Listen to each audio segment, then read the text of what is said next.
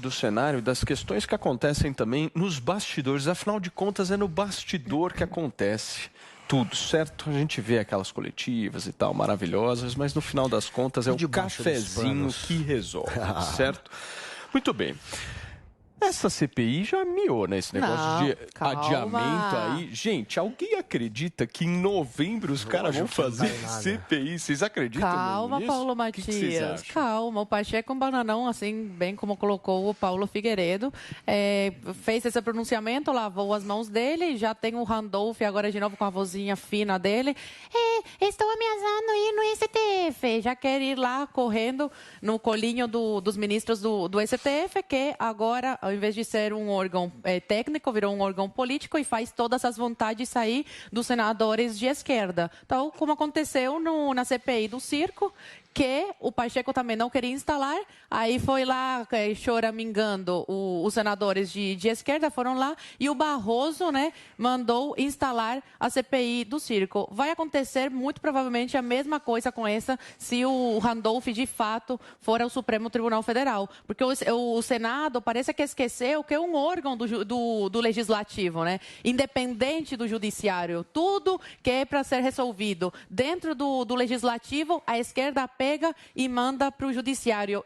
E aí isso se deve, né? A isso se deve o ativismo judicial, o poder tão grande que concentra atualmente o poder judiciário no Brasil, porque todas as demandas que tinham que ser resolvidas no legislativo, esses esquerdistas estão pegando e jogando aí no colo dos ministros do STF, que adoram isso, se deleitam em relação a isso, porque agora se tornaram mais um órgão político. Então,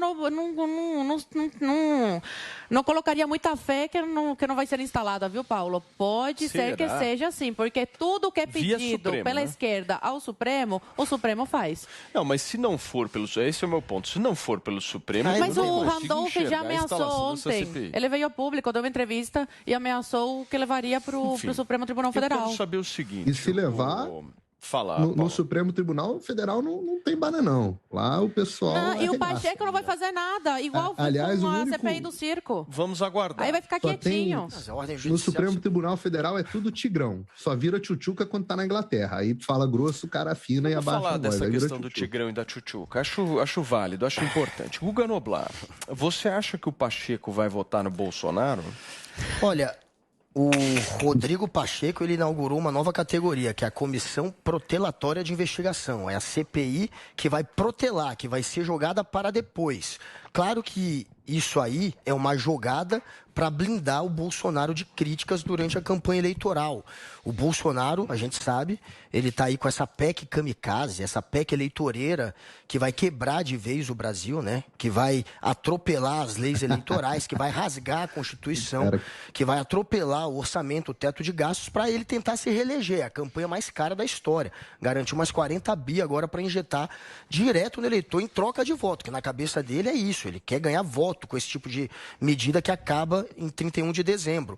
E ele não pode que, ao mesmo tempo em que ele faz isso, venha uma CPI e acabe com os pontos extras que ele pode ganhar graças a essa PEC kamikaze. O melhor momento do Bolsonaro foi durante o Auxílio Brasil, durante o auxílio emergencial. No início do auxílio emergencial foi o melhor momento de popularidade. O pior momento foi na CPI da pandemia. Se uma coisa colide com a outra, ele dá o benefício durante uma CPI, uma coisa pode anular a outra. Então você vê o Rodrigo Pacheco, o Arthur Lira, todos aqueles que controlam o orçamento secreto de algum jeito, se mexendo agora para blindar o Bolsonaro. Eles querem aprovar a toque de caixa, vapt-vupt, né, instantaneamente, praticamente, essa PEC kamikaze, que deveria ser muito bem discutida, uma alteração na Constituição. Eles vão ter que alterar a Constituição para fazer isso, vão ter que decretar calamidade. Guga, você sabe que o seu candidato quer revogar o teto de gastos, né? Não quer. Você sabe disso, só voltando aqui, eu não tenho candidato, você não sabe qual é o meu candidato. Então, quem é? Então conta para nós. Deixa eu continuar, não vamos mudar o assunto, não. E então, o que acontece é que ele não pode ter as duas medidas se colidindo. E aí ele vai para cima da CPI. A CPI não pode acontecer agora. O Rodrigo Pacheco, o apelido dele, virou vagalume nos bastidores, já que a gente gosta. Porque ele acende e apaga, acende e apaga. Quando o governo ameaça a democracia, ele acende, ele dá uma peitadinha, ele defende o sistema eleitoral. Vagalume. Quando precisa defender o governo de CPI, de coisas que são ruins, de fato, para o governo, ele apaga, ele fica do lado de Jair Bolsonaro. Tentou protelar a CPI da pandemia, só que a CPI é um direito da minoria, por isso que pode recorrer ao STF. E ele foi obrigado a engolir. E agora, mais uma vez, ele quer protelar uma CPI enquanto ele passa a toque de caixa os benefícios que podem dar votos para o Bolsonaro. Mas essa CPI, neste momento eleitoral que nós estamos entrando, seria extremamente técnica, né? Não, seria, olha... Seria um negócio seria palanque, assim, né? Seria palanque para os dois. Claro que vai ser palanque. Qualquer CPI é palanque. Para os dois lados. Qualquer CPI é palanque.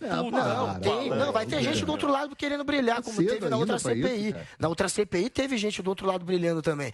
Agora, é óbvio que CPI é palanque também. E é óbvio que isso, durante a eleição, vai ser usado para atacar o Bolsonaro. E aí não é dinheiro público para eleição? Eu fico chocada. A gente vota são as para duas esses coisas. parlamentares ficarem todos os anos criando CPI nova, gente. Eles vão investigar. Eu quero saber isso. As duas coisas que eu quero entender. A CPI, ela é um direito da minoria. Se você tem um fato e você tem as assinaturas, você é obrigado a instalar. Você tem um grupo de parlamentares que assinaram e você tem um fato determinado. Agora deve ser instalada a CPI. E não só essa, tem outras que estão aí na fila. Vocês ficam falando mal do vagalume, ele salvou o Bolsonaro. Salvou o Bolsonaro.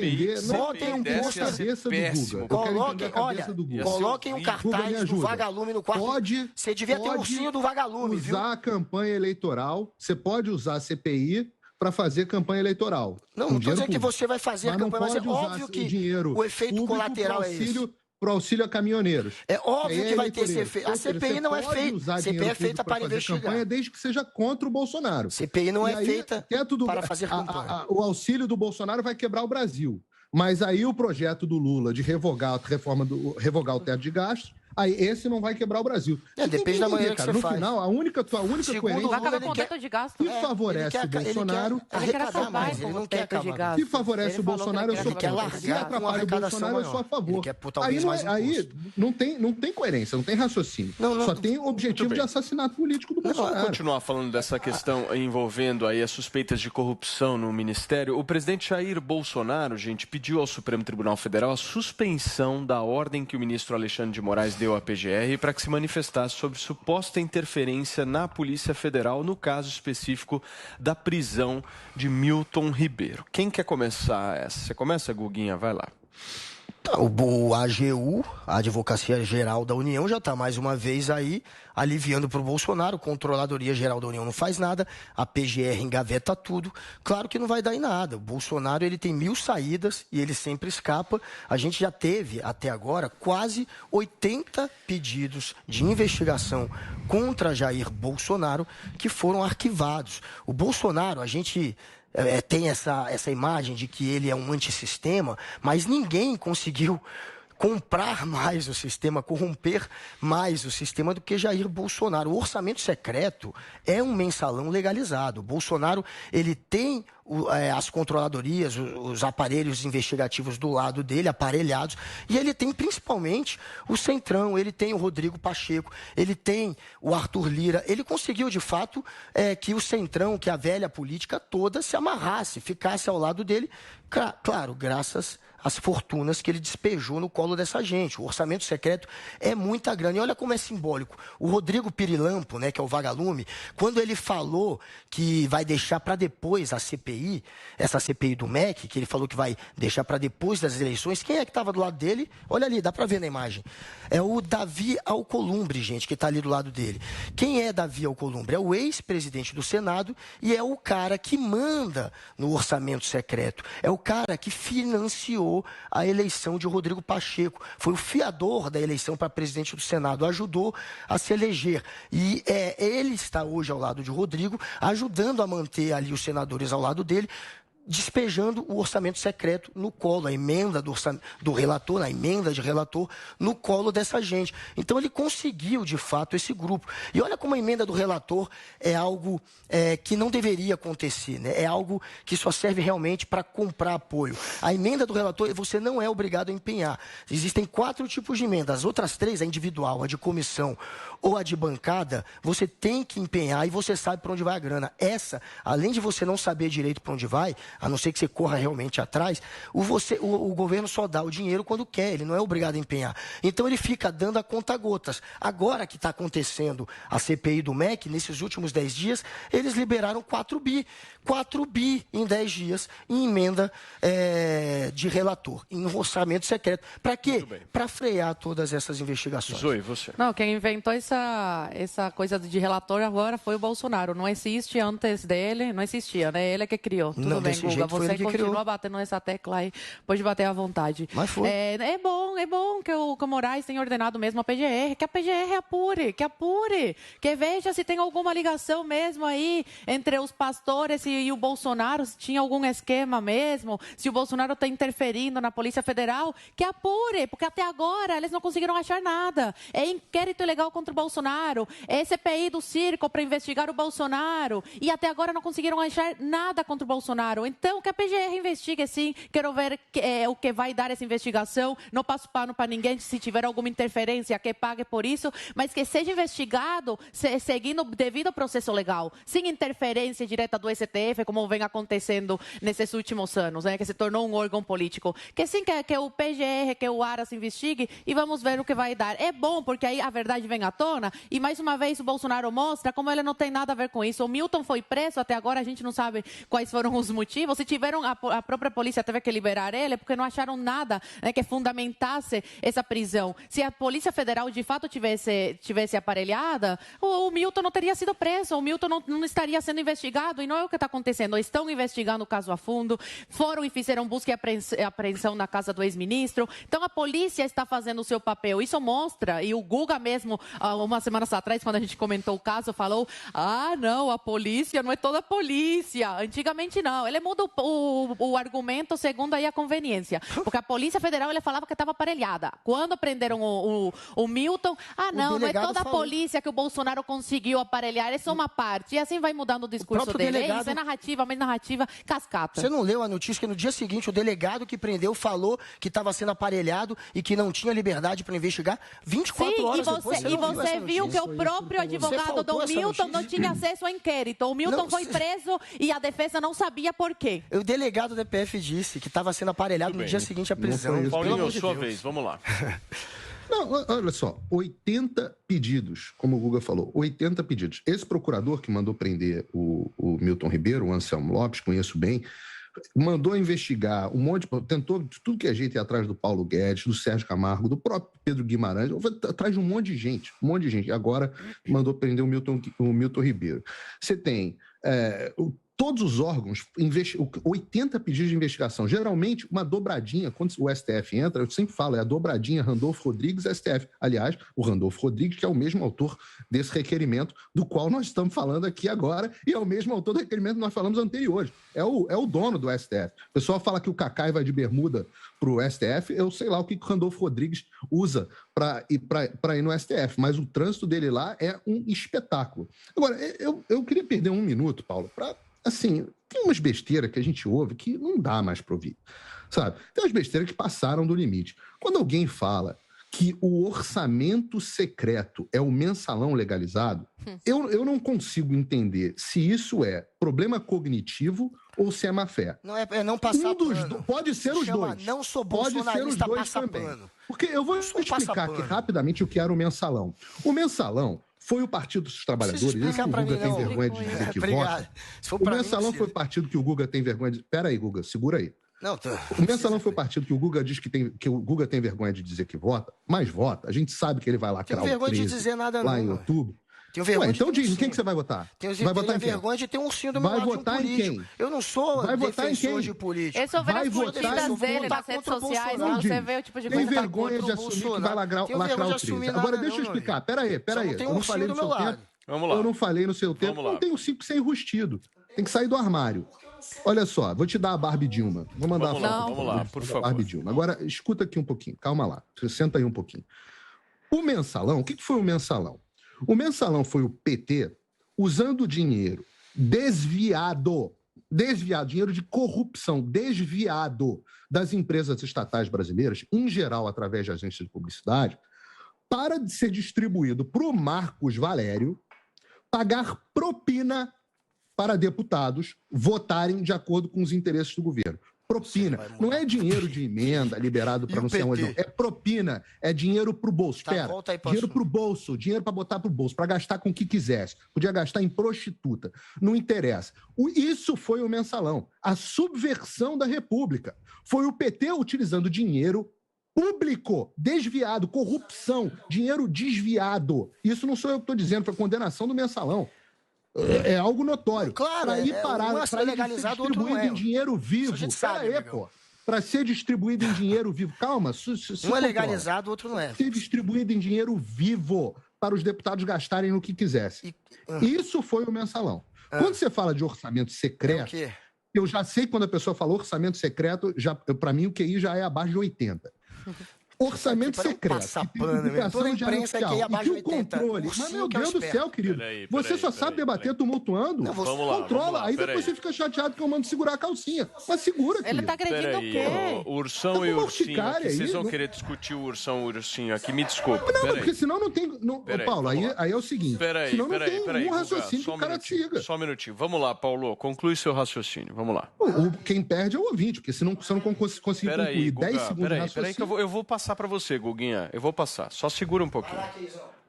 Então, uma coisa é dinheiro desviado de propina das estatais com o Marcos Valério, o homem da mala, assumindo como é que fazia. Deputado recebendo dinheiro vivo. Isso era o PT. O que se chama de orçamento secreto, que não é secreto porcaria nenhuma, também não é orçamento do Bolsonaro. O orçamento está dentro do Congresso, que, aliás, o Congresso tem historicamente, tradicionalmente, em todas as repúblicas, o que se chama poder da Bolsa, que é o controle do dinheiro. Eu acho uma aberração que o Congresso, que o presidente brasileiro tenha tanto controle sobre o orçamento. O Bolsonaro tem muito menos interferência sobre as emendas do que tinham todos os governos anteriores.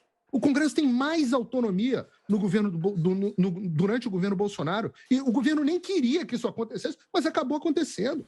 Então, isso não tem nada de ilegal. É uma coisa feita absolutamente dentro da lei. E as emendas, Guga, não vão para o bolso dos parlamentares. Nego não vai gastar em prostituta, tequila e cachaça. Nego gasta em emenda para as suas cidades, para os seus locais, para as suas localidades. E deputado brigar por emenda, isso é normal. Isso é o trabalho dos caras. Isso acontece desde que a República foi fundada.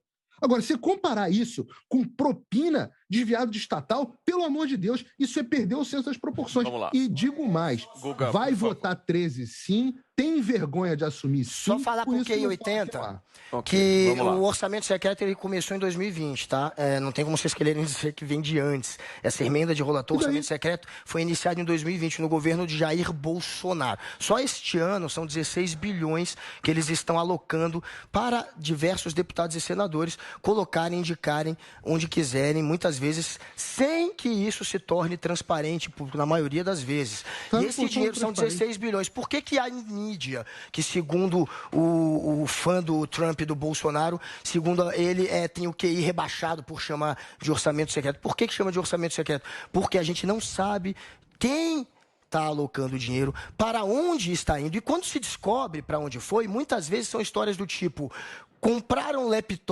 mais laptop do que tem alunos na escola. Usaram o dinheiro que era para ambulância para comprar trator. Usaram o dinheiro do orçamento, da emenda de relator, de orçamento secreto, que era destinado para o Exército, para fazer um túmulo, um lugar que não é nem não é nem cemitério, é só para cultuar os mortos. Então, é um desperdício de dinheiro público. E é óbvio que esse dinheiro vai parar também, provavelmente, no bolso de deputados que vão curtir a night, como ele falou, e no puteiro, né, e no prostíbulo, como ele falou. Até isso. Mas isso tudo é achismo. A gente sabe que o dinheiro é, sim, mandado de maneira não transparente. Ele para, sim, no bolso de muita gente. Ele é desviado. Já tem vários indícios de corrupção. E são bilhões. E ele é chamado de legalizado exatamente porque ele não foi surrupiado de maneira maneira ilegal. É como se fosse um mensalão, uma maneira de você pagar ao deputado de maneira legalizada. Por que em 10 dias de CPI eles soltaram 4 bi a conta-gotas? Porque o orçamento secreto, você não é obrigado a empenhar toda a grana, você só solta quando quer. Então é a melhor maneira de chantagear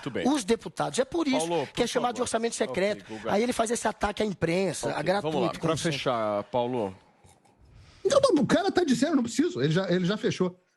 O Guga já fechou, ele já assumiu que o dinheiro não é controlado pelo... Quem controla é o Congresso. Eu já falei desde antes. Com medidas do relator. Ele já admitiu que não tem nada de ilegal. Não, agora, ilegal é achar que o Bolsonaro... Você não consegue interpretar o texto. Achar que o Bolsonaro vai decidir o esquema de corrupção do laptop lá na ponta, sendo que não tem nenhum indício de ligação com o governo, não tem nenhum indício de ligação com o Bolsonaro, tem absolutamente nada. Aí é paranoia. O sujeito enxerga o Bolsonaro em todos os lugares. Ele acha que o Bolsonaro é uma espécie de... Quem acha que o Bolsonaro é um mito são os eleitores do Bolsonaro. O Guga acha que o Bolsonaro é Deus, porque ele é onisciente, onipresente,